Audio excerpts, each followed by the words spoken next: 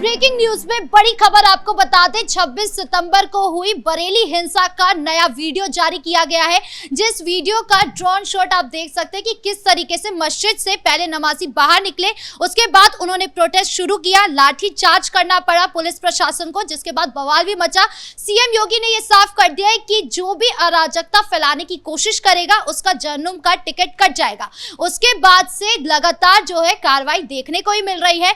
तो क्या है इसमें ज्यादा अपडेट के साथ मेरे साथ मौजूद है मेरे सहयोगी नवेंदु जी। सर, सबसे पहले बात करें, ये नया वीडियो जो जारी हुआ है इसमें क्या खास है? देखिए, सबसे पहले तो कैपिटल टीवी के सभी दर्शकों को नवरात्रि की बहुत बहुत शुभकामनाएं। आज अंतिम दिन है शारदीय नवरात्र का और देश भर में धूमधाम से नवरात्रि मनाई जा रही है और यूपी में भी नवरात्रि की धूम देखने को मिल रही है। इसी बीच नवरात्रि के आखिरी दिन एक वीडियो और सामने आया है बरेली हिंसा का, और इसमें साफ तौर पर देखा जा सकता है कैसे मस्जिद में भीड़ इकट्ठी होती है। उसके बाद ये लोग एकजुट होते हैं और वहां पर षड्यंत्र रचते हैं। पुलिस इनको रोकने की बहुत कोशिश करती है, लेकिन ये कट्टरपंथी जिहादी रुकने का नाम नहीं लेते हैं और ये मस्जिद से बाहर निकलकर हिंसा की ओर आगे बढ़ते हैं। लेकिन सीएम योगी ने तो कहा था कि नवरात्रि का समय है, जो चंड मुंड बनेगा उसका संहार होगा।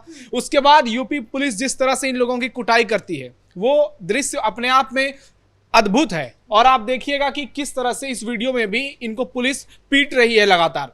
ये वीडियो बताता है कि यूपी में ये जो दंगाई हैं इनकी मंशा क्या थी। ये सारे तौकीर रजा के भाड़े के टट्टू वहां पहुंचे थे। ये सभी जो हिंसा करने के लिए, सुनियोजित हिंसा की षड्यंत्र रचने के लिए वहां पहले से इकट्ठा हुए थे। पूरी प्लानिंग कर रहे थे कि हमें कहां तक आगे जाना है, कितना नुकसान करना है, हिंदुओं को किस तरह से परेशान करना है। लेकिन उससे पहले इन्हें यूपी पुलिस से टकराना पड़ा और यूपी पुलिस ने इन लोगों का वो हाल किया जो ये लोग कभी सपने में सोच नहीं सकते थे। ये वीडियो बताता है कि ये जो हिंसा हुई है, ये जो घटना हुई है, इन सबकी षड्यंत्र पहले पूरी तरह से रची जाती है। उसके बाद इसमें कई मोहरे सामने आते हैं और उसके बाद पर्दे के पीछे एक किंग होता है जो ये तय करता है कि इस हिंसा को कैसे अंजाम दिया जाएगा। लेकिन इनकी बदकिस्मती थी कि ये लोग जो सोचकर आगे बढ़े थे वो पूरा नहीं हो पाया। पुलिस ने इनकी हैकड़ी निकाल दी और ये जो नया वीडियो है, अभी इसके बाद और भी बहुत सारे वीडियो आएंगे, अभी और भी बहुत सारे खुलासे होंगे। लेकिन जो मुख्य तौर पर बड़ी बातें आई थी वो लोगों को मालूम चल गया है कि इसका असली मास्टरमाइंड कौन है। तौकीर रजा, एफआईआर में उसका नाम है, उसको मुख्य आरोपी बनाया गया है। उसके बाद और भी कई लोगों के नाम सामने आए हैं जो तौकीर रजा से सीधे तौर पर जुड़े हुए हैं। जी, 55 से ज्यादा गिरफ्तारी हो चुकी है और 70 से ज्यादा की गिरफ्तारी अभी होनी बाकी है। साथ ही 3000 से ज्यादा एफआईआर भी हो चुके हैं। इस तरीके से लगातार एक्शन हो रहा है। बरेली में देख रहे हैं कि बुलडोजर भी चल रहा है और अब तौकीर रजा के जो भाई हैं उनकी ओर से भी बयान सामने आया। उन्होंने कहा कि मुसलमानों के साथ गलत हो रहा है, उनके साथ नाइंसाफी हो रही है। देखिए, बड़ी बड़ी जानकारी सामने आ रही है। आपने जो आंकड़े बताए, गिरफ्तारी और ज्यादा हुई है। 70 से ज्यादा गिरफ्तारी हो चुकी है।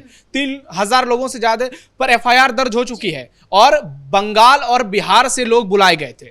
इस वीडियो के जारी होने के बाद यह पता चला है कि जो उपद्रवी थे, कुछ लोगों को बंगाल और बिहार से बुलाया गया था उत्पात मचाने के लिए। और इस पूरे घटना को समझने की जरूरत है। ये वही लोग हैं जो चुनाव के समय में भी ऐसा कहा जाता है कि कुछ ऐसा गैंग है जो यूपी भी पहुंच जाता है वोटिंग के लिए, ये बिहार भी पहुंच जाता है। अगर 4 चरणों में एक प्रदेश में चुनाव है तो ये हर चरण में वोटिंग करते हैं। ये जिहादियों का एक गैंग है। तो ऐसा ही गैंग पहुंचा था बरेली, बंगाल और बिहार से, ताकि बरेली में हिंसा की जाए। लेकिन सीएम योगी ने बता दिया कि हिंसा करोगे तो उसका अंजाम क्या होगा। अब जो तौकीर रजा का भाई है, तौसीफ रजा, उसने बयान दिया है कि मुसलमानों का धर्म देखकर कार्रवाई हो रही है। तो भाई तुम ये बताओ, पहले विकास दुबे कौन सा मुसलमान था? यूपी सरकार में जो एनकाउंटर हुए हैं, जो यादव मारे गए हैं, जो ब्राह्मण मारे गए हैं, जो ठाकुर मारे गए हैं, जो ओबीसी और एससी एसटी समाज के आरोपी मारे गए हैं, क्या वो मुसलमान थे?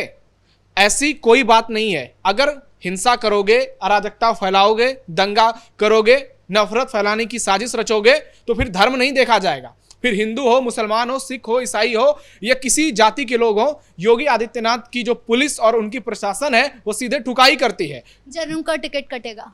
योगी आदित्यनाथ ने तो सीधे कह दिया था कि अगर इस तरह से उत्पात मचाने की कोशिश करोगे तो ऐसा हिसाब लेंगे कि 7 पीढ़ियां याद रखेंगे। और अभी नवरात्रि का समय चल रहा है। उन्होंने बार बार यही बात को दोहराई है कि नवरात्रि के दौरान इस तरह की हिंसा की जरूरत क्या है। ये सिर्फ और सिर्फ हिंदुओं को परेशान करने के लिए किया जाता है। जब भी हिंदू पर्व त्योहार आते हैं, चाहे रामनवमी हो, गणेश विसर्जन हो, होली हो, दिवाली हो, ये दंगाई एक्टिव हो जाते हैं मतलब इनको लगता है कि अभी प्रदेश में अखिलेश यादव की सरकार है, मायावती की सरकार है, कि ये कुछ भी करेंगे, सरकार खुली छूट देती रहेगी और ये इसी तरह से सड़क पर अराजकता फैलाएंगे, दंगे करेंगे, पत्थरबाजी करेंगे। लेकिन तस्वीर अब बदली है, यूपी अब बदल चुका है। वहां अगर हिंसा करोगे तो उसके बाद इसी तरह लंगड़ाते हुए चलोगे सड़क पर। जब पुलिस थाने से बाहर लेकर आएगी, जब तुम्हारी तस्वीर पूरी दुनिया देखेगी, तो समझ में आ जाएगा कि अब तुम जीवन में कभी दंगा करने की सोचोगी नहीं। चाहे बहराइच हो, बरेली हो, संभल हो, हर जगह योगी प्रशासन पूरी तरह से अलर्ट रहती है।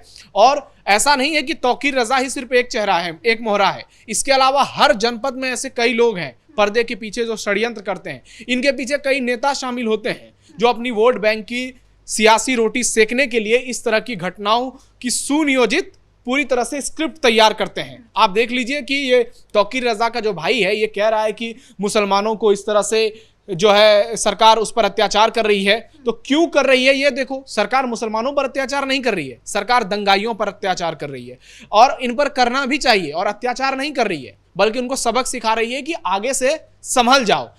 एक और बड़ी खबर बता दें कि बरेली हिंसा को लेकर जो बवाल मचा, उसमें माहौल बनाने के लिए इमरान मसूद जा रहे थे, साथ ही सपा विधायक शहनवाज भी जा रहे थे, जिनको हाउस अरेस्ट कर लिया गया है। बिल्कुल, इमरान मसूद जो कि सहारनपुर से कांग्रेस के सांसद हैं, उसके बाद शहनवाज खान जो एमएलसी हैं, ये दोनों जो है वहां पर माहौल खराब करने के लिए जाने के फिराक में थे। लेकिन सरकार को इसकी भनक लग गई और पुलिस प्रशासन ने इनको इनके ही घर में हाउस अरेस्ट कर दिया।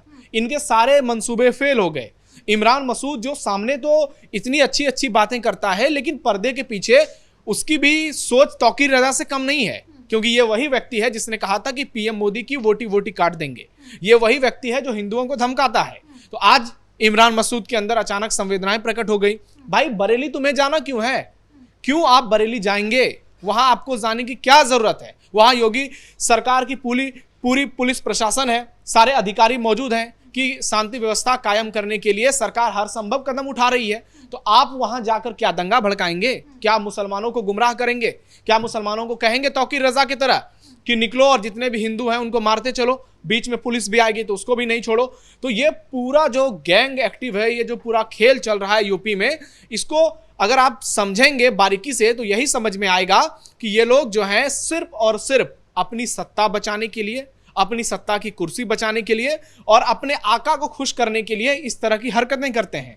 जी, संभल हिंसा का मामला जब सामने आया था उस टाइम पे भी राहुल गांधी जा रहे थे, लेकिन उनको भी रोक दिया गया था। वही काम आज इमरान मसूद कर रहे हैं। नहीं, ये जो विपक्षी पार्टियां हैं, इन लोगों की आदत है, देश में कहीं भी घटना घटती है तो ये लोग पॉलिटिकल टूरिज्म शुरू कर देते हैं। लेकिन अगर कहीं हिंदुओं के साथ कुछ अत्याचार होती है, हाँ, हिंदुओं के साथ कुछ गलत चीजें होती है, तो ये लोग फिर गायब हो जाते हैं, अपने अपने घर में बैठ जाते हैं। लेकिन कहीं अगर मुसलमानों के साथ कुछ होता है तो ये लोग छाती पीटने लगते हैं, ये सिर ढूंढने लगते हैं। इनको लगता है कि अरे बाप रे, इनका तो वोट बैंक ही चला गया। तो ये सिर्फ राहुल गांधी ही नहीं, ममता बनर्जी हो, उद्धव ठाकरे हो, स्टालिन हो, अखिलेश यादव हो, तेजस्वी यादव हो, ये सारे एक ही थाली के चट्टे बट्टे हैं। और इन लोगों की पुरानी आदत है मुस्लिम तुष्टीकरण की। लेकिन जो सच्चे मुसलमान हैं, जो अच्छे मुसलमान हैं, वो इन बातों को समझते हैं कि वो दंगाइयों से अलग हैं। और योगी सरकार में उनकी जिंदगी बदली है, क्योंकि सरकार अगर सबका साथ सबका विकास की बात करती है तो हिंदुओं को भी लाभ मिलता है, मुसलमानों को भी लाभ मिलता है। अच्छा, एक सवाल ये भी दिया जा रहा था कि नेपाल में जिस तरीके से दंगा फैलाया गया, उसके बाद सीधा तख्ता पलट हुआ, वैसे यहाँ पे करने की कोशिश कर रही जा रही थी कि हिंसा हम इतना कर दें, ना सिर्फ बरेली में बल्कि अलग अलग जिले में ऐसा हिंसा करे ताकि सरकार अपनी कुर्सी छोड़ दे और ये भाग जाए। सीएम योगी के लिए खास ये साजिश रची जा रही थी, इस तरीके की बात आ रही है। ये कौन लोग बोल रहे हैं समझ में नहीं आ रहा। एक बार जरा सामने आके बोले। योगी आदित्यनाथ ने कह दिया है ना कि ये भूल जाते हैं कि किसकी शासन है। हाँ। ये एक बार अपनी इच्छा जो है सोशल मीडिया पर आके बताएं, ये लोगों के सामने बताएं कि भाई हम नेपाल बनाना चाहते हैं।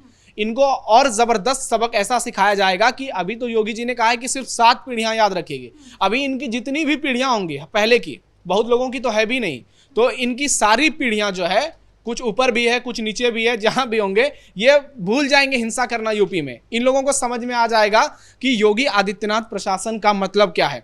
आप नेपाल बनाने की बात करते हैं, एक बार कोशिश तो करके देखो। ये भारत है, केंद्र में नरेंद्र मोदी की सरकार है और यूपी में योगी आदित्यनाथ है। आपको अच्छे से बता दिया जाएगा कि नेपाल और उत्तर प्रदेश में अंतर क्या है, नेपाल और भारत में अंतर क्या है, और नेपाल के जेनजी और देश के जेनजी में क्या फर्क है। ये जेनजी नहीं है, ये उत्पाती हैं, ये उपद्रवी हैं, ये दंगाई हैं। और ये भारत को बदलने की बात करेंगे, अनपढ़ गवार जाहिल जो कि मदरसे में पढ़ते हैं, वहां से देश विरोधी चीजें सीखते हैं और सड़कों पर आकर पत्थरबाजी करते हैं। तो ये नेपाल बनाने की बात इन्होंने सामने से आके अगर की होती तो अभी तक जो है इनको योगी आदित्यनाथ अपने तरीके से इलाज इनका हो गया रहता। अच्छा, इसकी भी सराहना हो रही है, ये जिस तरीके से हाथ जोड़ के सबको खड़ा किया गया है, ये 15 से ज्यादा लोग हैं, इनको खड़ा करके ये बोला जा रहा है कि माफी मांगो और ये कहो कि आज के बाद कभी भी यूपी में इस तरीके का दंगा नहीं करोगे। ये लोग कह रहे हैं कि आज क्या, अभी हम जितने भी जन्म आगे लेंगे कभी ऐसी अब हिमाकत दोबारा नहीं करेंगे, क्योंकि जब एक बार पुलिस प्रशासन अपने तरीके से इलाज करती है ना, तो उसके बाद बड़े बड़े जो अपराधी होते हैं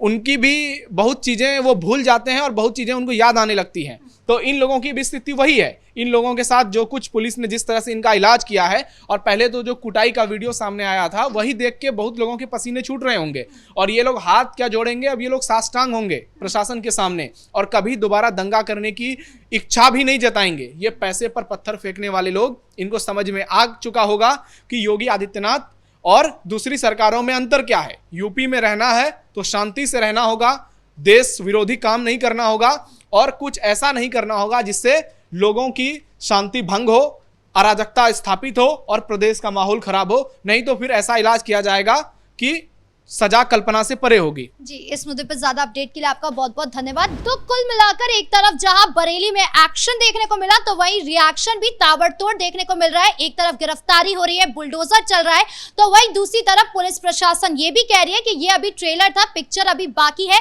अब पिक्चर में क्या कुछ पुलिस प्रशासन दिखाती है, देखने वाली बात होगी। ब्रेकिंग न्यूज में इतना ही। कैमरा पर्सन राजकुमार के साथ मैं राधिका राज।